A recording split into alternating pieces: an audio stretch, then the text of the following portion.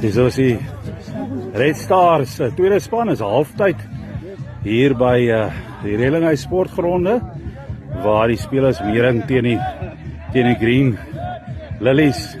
Hussel, daar so 'n geskenk vir die speler van die eerste ronde in die liga en wie is die wenner? Riano Small. Riano, baie geluk.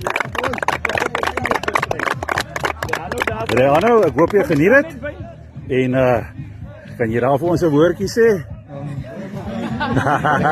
En as die coach Nicolaas Engelbreg, dit is vir my 'n voorreg om die jong manne van ons gemeenskap 'n betere toekoms te gee of 'n betere uitkoms uit die rural area wat ons in is.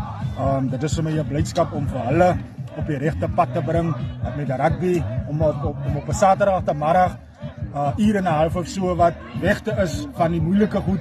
Is dit vir my 'n voorreg om vir hulle dit te kan doen. Baie dankie ook vir wat jy alles doen vir die spelers. Baie geluk, né?